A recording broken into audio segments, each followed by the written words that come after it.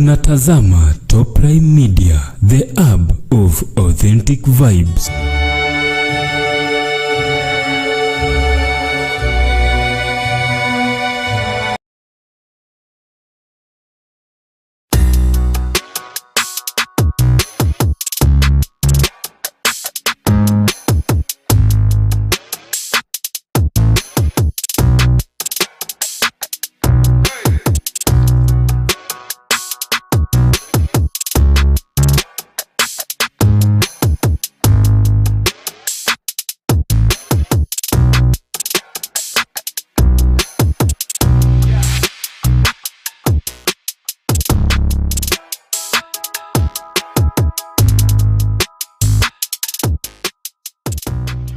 Unatazama Top Prime Media, the hub of authentic vibes.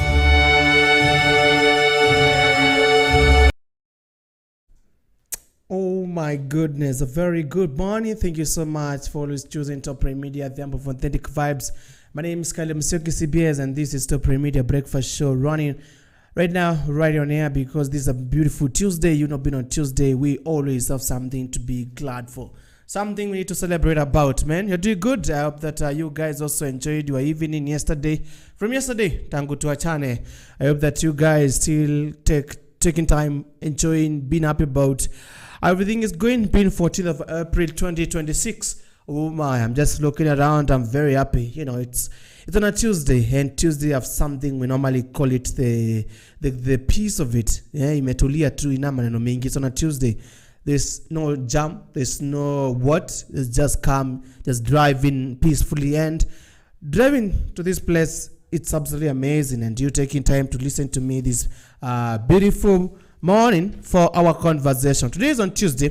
I've been on Tuesday, we talk about Money Making Tuesday. And money, yesterday evening, I had a friend who told me that wealth is budget. You know how you budget your wealth for you to be a great man in society.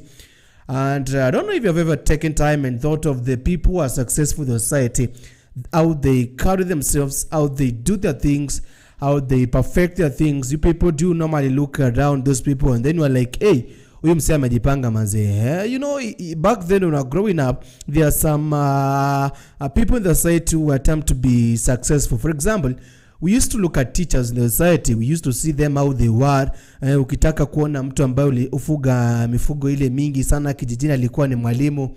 You look around, you find that mwalimu pia he or she alikuwa na very well in kupanda miti when it rains, as well as teachers were always best in agriculture. Like teachers were doing the best. Like I remember back then in my primary school, for those who have 844, you know, being class 2, I remember one of my teachers, she was always active in agriculture because she just she had a house just next to to a dam, so she could just collect water there, settle on time, and that's sweet how sweet it was. That's some of the things that I just want us today to be discussing about, because it's money making and you've seen how success has become. Also, you've seen some of the people in the society who are always being run after by the debtors or the people who give them credits or loans. They come back and then they tell us with them, you know what, guys, nilikupea loan, you need to return it. By the way, I don't know if some of you guys, you have ever gone through a season of pain loan. Oh my goodness. Did our family ever be involved in a loan? Yes, of course. I remember there's a time we had to take a loan to do one, two, but in personal, I initiated a loan, by the way. There was an app that was introduced to us back then when college, and ilikuwa ya comrades, anachukua 200 pale. He returns pole pole. I don't know if you people have ever been involved in some such kind of thing. And today I want us to talk about life in loans and these digital lenders. The guys ambao wamekuwa pale wakikupa loan online, you know, like just going through TikTok, then you brought this advert that runs there, or an ad that says that chukua loan ya haraka, lipa pole pole. You see, oh my, and your M-Pesa account balance is below your age. Even it's really negative. You know, when you have fuliza, your loan, your balance, M-Pesa balance is always below your age and below your years. That is negative, because you see, you take unatumia fuliza, like right now if my M-Pesa balance is 20 bob and I have to purchase something of 100 shillings, itaenda 80 bob ikatwe kule kwa Fuliza, but that's not the gamer. Don't feel life is behind you. Now, digital lenders, these are guys ambao wako pale kwa social media, online space. Ukisema ukiingia pale usome website ya Top Prime Media Digital, you are going to be reading an article, then Kafla Binvu, you meet an ad that states that get loan fast. I'm not saying that yetu ni mbaya, just an advert by Google, but they suggest, it depends by what you love. Or when you're going through YouTube, just watching some videos, you come across a video that shows that you have to do what? You encourage to kuwa loni, lipa pole pole. Then you see the list they are giving you even is 500 shillings. And you seriously need the 500 shillings. What do? You take some of the money, 500 shillings there, and sometimes after some time you come, you get the loan. Now there's something that I've been thinking about these loans, and I've seen it yesterday evening when I was thinking about this show. And what is that? Is that these guys they give you loan in a very short duration of time, like it can be hours, as compared to the normal bank, which tells you have to have the payslip and some other necessaries pale. But the online one just tells you kwamba chukua loni, I don't know, do this, that and that thing. But these people online, they are very fast. Unachukua loni like now is 9:43 a.m.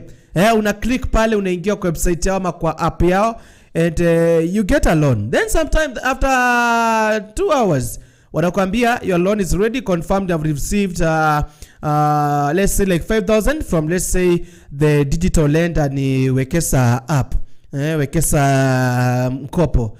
It gives you your 3,000 or 5,000 after some times, like after some minutes. Now, I just want us to look at this. First of all, there's a video that I just want the producer to play of huyu jamaa alichukuanga loan akanunua gari. That is a victim of one of this. Let's see that guy.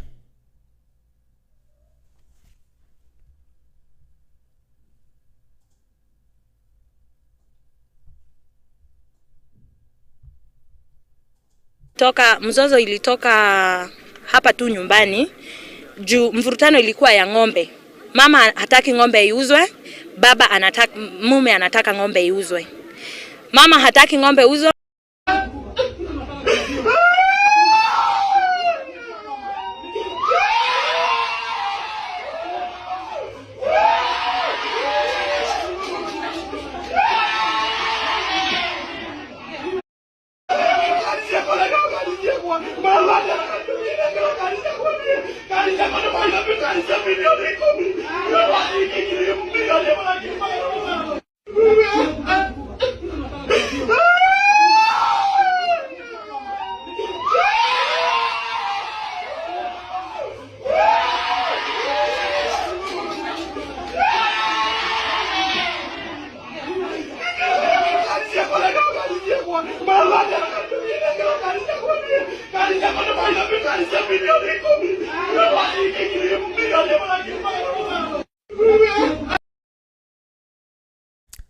Yes, now that is a guy, he went there and he took a loan.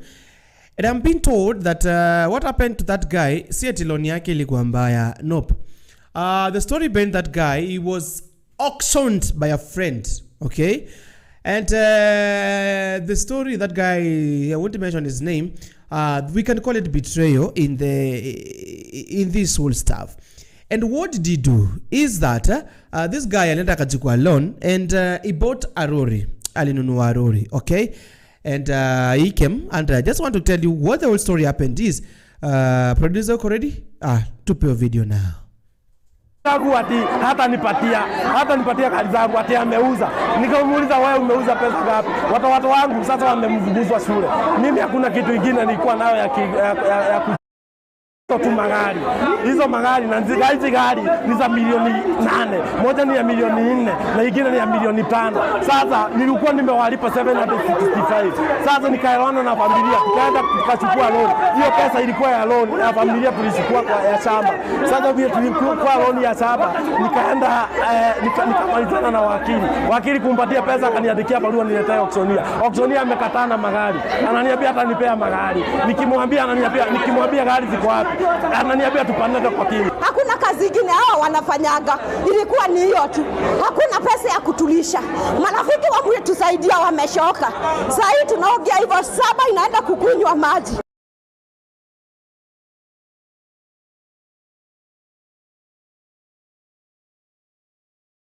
Now, the whole question ama ile swali kubwa ambayo mtazamaji wetu tunajiuliza this morning ni huyo ni jamaa fulani ambaye alishawahi chukua loan and now the question is why do we people get loans in the first place? For real, why do we take loans? Loans si mbaya, loans are not bad, but why do we take loans? Of course, you know, to meet urgent needs, to start ama kuendeleza biashara yako, labda kununua asset fulani umeona like shamba, nyumba or kagari, you know, you can take a loan for that.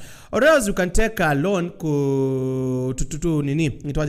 to bridge income gaps. Like tuseme mshahara yako imechelewa, you decide I wanted to do this thing by tarehe 7 but the salary inatoka tarehe 15. What do I do? Let me take a loan, then tarehe 15 nirudisha hiyo 1.5M ili nianze kulipa.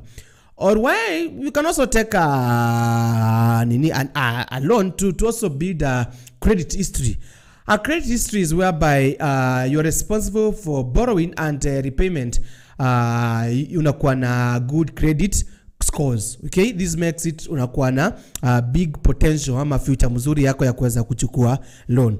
You can also take a loan to consolidate debts, like unapata ulikuwa na some of the madeni, then unaanza tu kulipa mosmos. Okay, and we have seen people also take a loan to pay school fees, also take loans to do 1-2.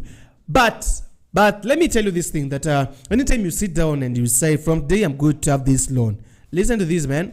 Do not take this loan to impress people. One of the final Sundays few weeks ago, we were having a conversation with a lady. She was just educating us about finances, and she was telling us that when you be going to take your loan, when you are going to be kuchukua your loan ambayo unataka kuchukua, do not take it because you want to impress people, or don't take the loan because you want to make labda your spouse feel good. We have also seen some of the celebrities, I won't mention their names, but the social media has not forgotten, they are still there.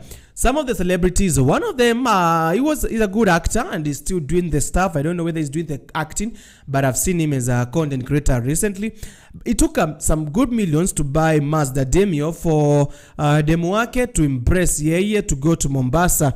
And then after wametoka Mombasa, when they came back to Nairobi, tukitengela now things went south. What happened next was that they have to pay the loan. Dem ataki kujua, anajua that mimi nataka, I want better life. I don't care, nigga, what you do. I need a better life because you know, women on nowadays out there, they say that I'm in this place I'm not living. Please make me happy, you know. And some of these things are vitu ambazo na majama wengi kwa strong sana na mambo ya loans. Pia we have seen people ambao they take loans and they finance, they say if things go south, okay, wachukue ng'ombe yangu. Like for example, if they take a loan to start a business and they say that niko na boda boda, and I say that okay, if things go south, nimeshindwa kulipa ile loan, chukweni boda boda yangu. Those are some of the things that really happen. Producers have this clip of a lady from I don't know was from where, but it's a family shocked in Kikuyu. As Kikuyu husband aliwa bibi yake because of what? Producer give us the story. Mume anataka ng'ombe iuzwe. Mama akasema yeye hataki ng'ombe iuzwe, maana yake amechukua hiyo ng'ombe ni kama loan, ni group. So kuna ile pesa kila mwezi ili atimize agano la kununuliwa hiyo ng'ombe. Sasa mume walipovurutana na bibi Jumamosi ndio tuliona bibi mwisho. Jana hatukumuona mke the whole day. We did not see her. Hatukumuona the whole day. Sasa wakati tukakaa, watu wakaanza kuulizana. Na sasa manake amekamua ng'ombe na akaleta watu wa kununua ng'ombe. Bibi anajua kwamba mume anauza ng'ombe. Ikasemekana lazima apigwe simu na majirani wajue kama wamesikizana kama huu ng'ombe atauzwa.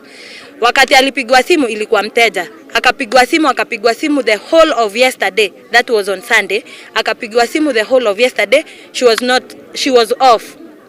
Sasa wakati familia nayo ilianza kupigwa simu juu manake mume alisema alitwa na dadake mwenye ako huko Mwea, wakati familia walianza kupigania simu akasemekana hayuko huko na hajaitwa. Watu wakaanza sasa kushanga ako wapi. Familia yake ikapigiana simu, wakapigiana simu, wakamkosa kabisa, akakosekana kabisa, manake alikuwa mteja. Sasa kuamkia leo Monday asubuhi ndo tunakuja tunampata amelazwa hapa barabarani akiwa amekufa na amekatwa na panga. Na bwana alikuwa kwa nyumba huo muda bwanake bado alikuwa kwa nyumba. Sasa bwana yake alipotolewa kwa nyumba, juu sisi kama wanawake ndo tulishikana tukasema tunamuendea, manake wanaume wa huku walikuwa wamenyamaza. Sisi kama wanawake tukasema hatutauawa tena sababu ya kutafuta pesa kwetu, tukamuendea kwa nyumba. Wakati tunaenda kumuendea kwa nyumba tukapatana na yeye akija. Sasa alipokuja akasema yeye hata ajui hili ni jambo mgeni kwake, lakini alikuwa amejaa matone ya damu huku kwa kichwa, alikuwa na matone ya damu kabisa. Jitayarisha asubuhi tukapigiwa simu. Tukaambiwa sisa yenu amelala kwa mtaro amekufa. Tukashindwa ni nini? Ndio tukachukua hatua, tukachukua pikipiki tukakunja hapa. Tukaona ni ukweli amelala wapi? Hapa. Kuchunguza watu hapa wakatuambia iko nini? Iko mvutano wa ng'ombe. Nitauza, sitauza. Nitauza, utauza. Sasa tukashindwa.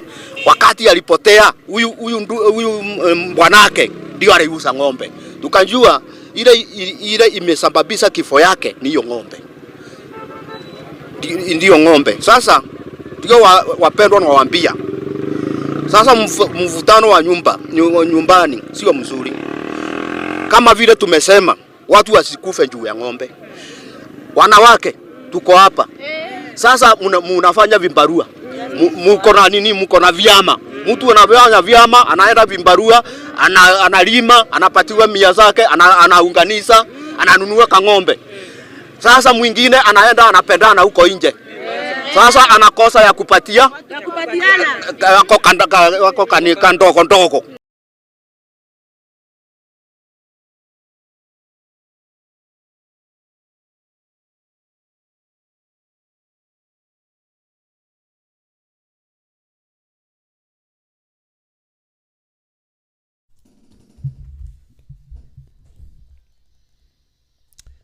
Yes, so some of the examples of individuals ambao wamewahi kuwa alone and things went south.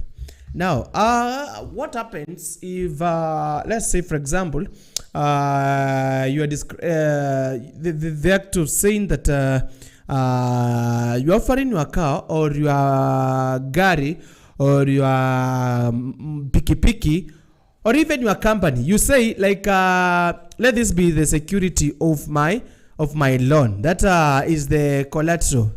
You give them the collateral. Like they decide that if things go south, let them take this. If I fail to pay this loan, let them take my laptop. Let them take my camera. Let them take my whatever. This is the collateral. And these are some of the legal terms that are used in Kenya, especially if you're taking a loan. There is the collateral, there is the security agreement. This is an agreement there is between you and the lender stating that the car that can be taken if you default. Or there is the pledge. Or the pledge is if the taker takes possession, or since the car is a movable asset, the law may call it a pledge if the lender takes the possession, or a chattel mortgage if you keep the car but it's legally tied in to the loan. All right, we can also have a conversation again on let's talk about this. That's the Constitution of Kenya inazuia watu, because if you go and unachukua loan, if you go and personally you have taken a loan, does the Constitution of Kenya protect you? These are some of the things that we need to know this Money Making Tuesday, because Kenya, so many people, they've been taking loans. Mtu ni huyo anakaa kidogo hivi anachukua loan ya 10,000, anachukua loan ya 30,000, and the thing I've seen most of the time is wanawake, women sometimes they take a loan and they fail even to tell the husband. Wanakataa kuambia bwana zao. Huyo mtu anachukua loan ya 20,000 Kenya shillings ati anataka kufanya some of the empowerments. Women take loans, but they fail to tell even the husband. They fail to tell the children. The children feel just agrees. They find that, oh, mother ulichukua loan, yangapi 50k. Tukusaidia kulipa. And maybe that parent is in the village. I have seen that. Na hiyo ndio utasikia mtu amekuwa auctioned. Mzee anafungulia ng'ombe akalishe. You see some people, wamevalia pale, you know how they wear. I've never seen them in our home compound, so I don't know how they normally dress. But you see them. But I saw a lady in our village ambaye alikujua pale na lori. They came, they picked a pregnant cow. Oh, that was painful. She cried, but they like that nigga you saw him earlier. They do that. So anytime you're about to take a loan, I just encourage you, just spend time with the family. Even if you're a young person and you're about to take a loan, unaweza lemewa on the way. You never know. Job huisha manze. Umechukua loan ya 50k na then unasema nitalipa na hii job yangu. Then things go south again. The job is nowhere to be found. What will you do? And you have taken a loan. So sometimes kuwa na mtu. Even if you people who are dating, you're in that court period, you won't take a loan ya harusi. Mwanaume sichukue loan peke yako. And why do you do that? Why do you take a lot of expenses? You have that lady, that girl, she's becoming a wife soon. After some time, mechukua loan, let's say harusi ko like 25th next Saturday, but one. You say wacha tuchukue loan tuende kwa harusi ikuwe inabamba, ikuwe harusi maridadi kabisa, watu wale watu washiba. By the end of the day, these people are going to go home. You'll be left there stranded with a 1.5 loan. Uko pale and you have no collateral, any asset that you can give to these people. You don't even own anything. You are just you and you. So anytime you sit down and take a loan, please note this. Kuwa na msaidizi. Have the person ambaye mmeagree nasema kwamba like if I want to take a loan, me, I go and tell my good brother, I tell him, bro, nataka kuchukua loan ya 20k. I can even be going, then he tells me, okay, sinikupea 17k utafute hizo tatu. You have solved it now, rather than you go and getting a loan. But if you want to keep a good relationship with the bank, you can as well as get there. I was also researching about what does the Constitution of Kenya speak about loans. I came to realize that it does not directly regulate loans. Like it does not, like the way it states article this talks about this article this.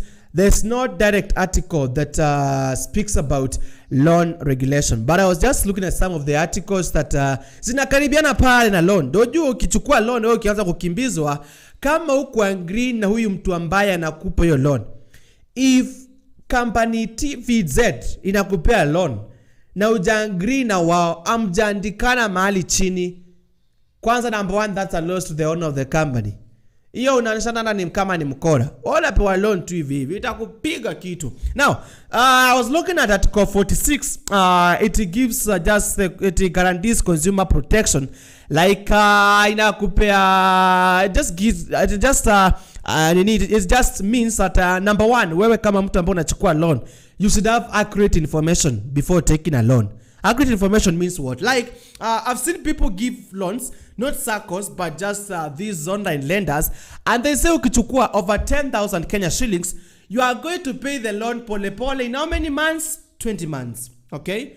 If you take this loan below 10,000, you are going to pay it for how long? 7 to 8 months. Let's take an example.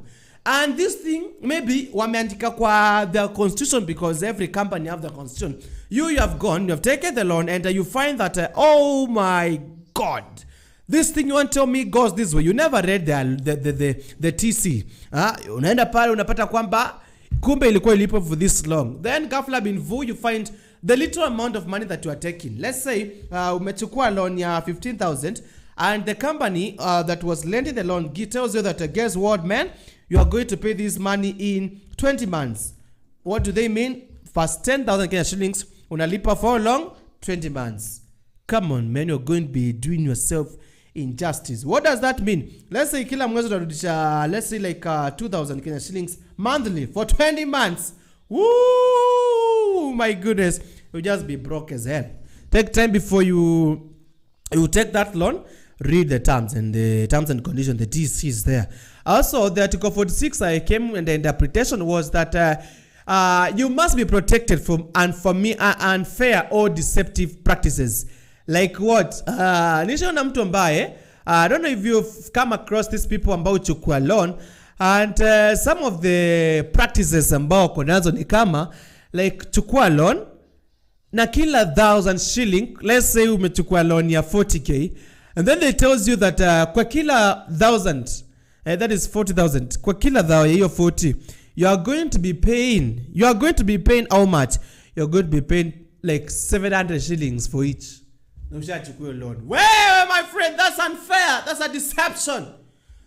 And Article 46 pia hiyo ya consumer protection, certainly it means that goods and services is on the loans must be reasonable quality. Kianani, must be reasonable quality.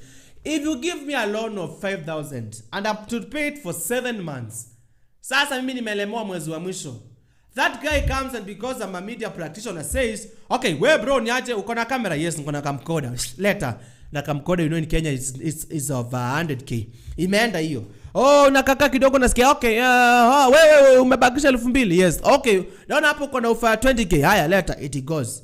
What is that? You need to be very careful.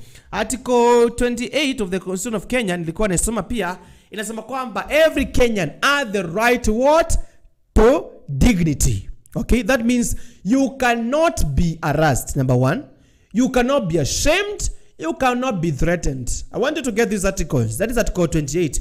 When it talks about every Kenyan has a right to dignity.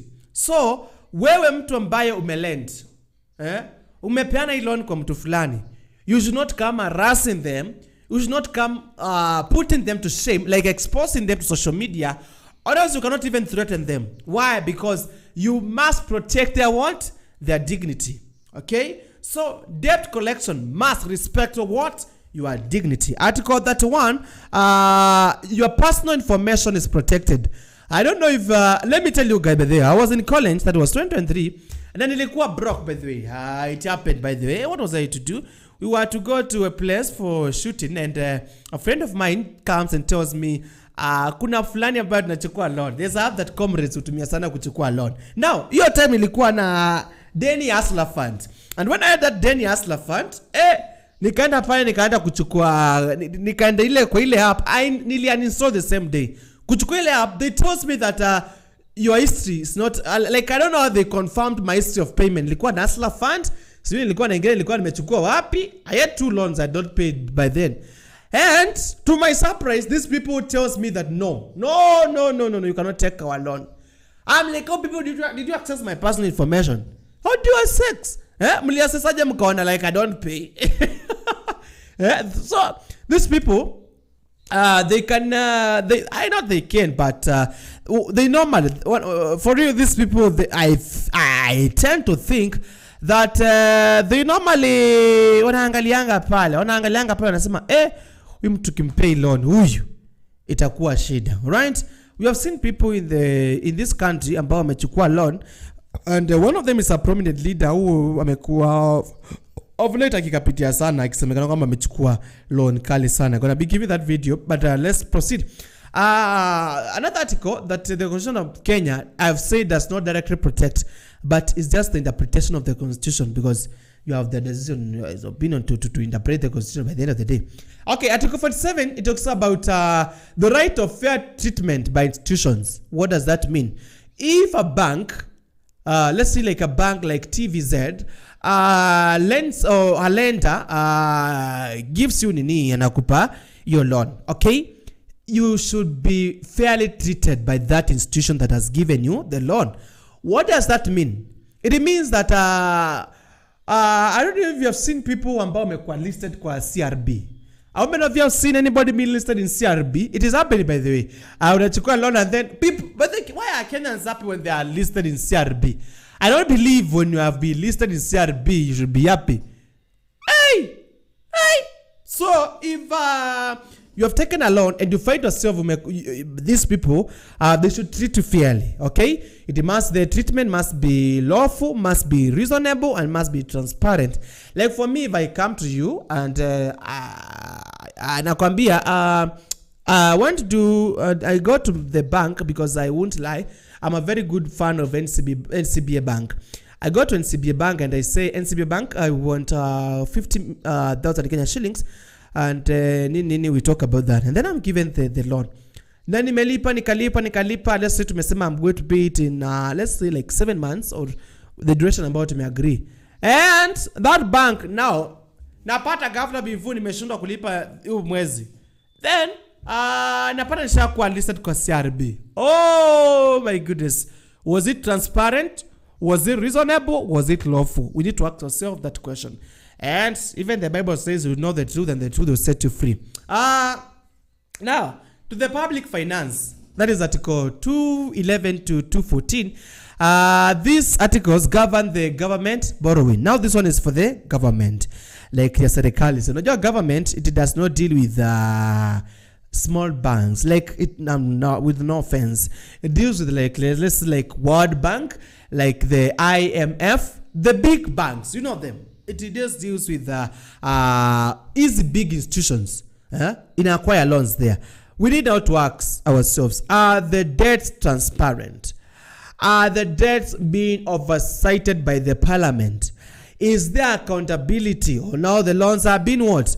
Are being used. Okay? So anytime you are taking a loan, be very careful. Take your time. Don't rush to that loan. Now, a very good friend and a guy ambaye namfuatilia sana pale on Facebook, on LinkedIn, on TikTok, everywhere. That is Elvis W. Nilikuwa naangalia clip yake juzi, and Elvis W was talking about this, about ukichukua loan wewe. See, producer to pay your clip, Elvis W. Take money or get into debt so that you can impress people. Hizi vitu zote za lifestyle zenye unaonanga online zinakuchocha, zinakupea peer pressure. They don't even help you in any manner. So it's up to you to actually take care of your financial wellness, because one thing I know is that your financial responsibility is one thing that you have to take seriously.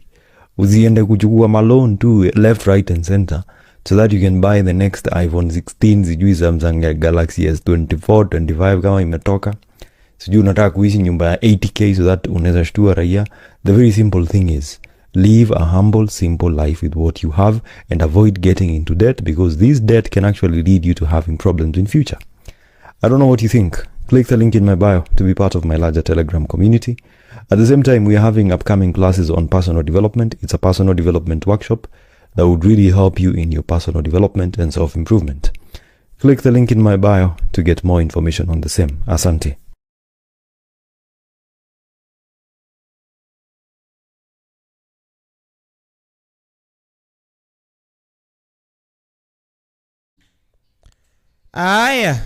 See? So anytime nigga you're about to take that loan, take time, think about it, give it a second thought. Walisema kwamba when the deal is too good, think twice. All right? As we wait for conversation this morning, my urge to every young person, because the research is very clear that in 2016 to 2019, mobile loan boom, your loan ni kuchukua was the first big explosion of borrowing in Kenya. That was 2016 to 2019.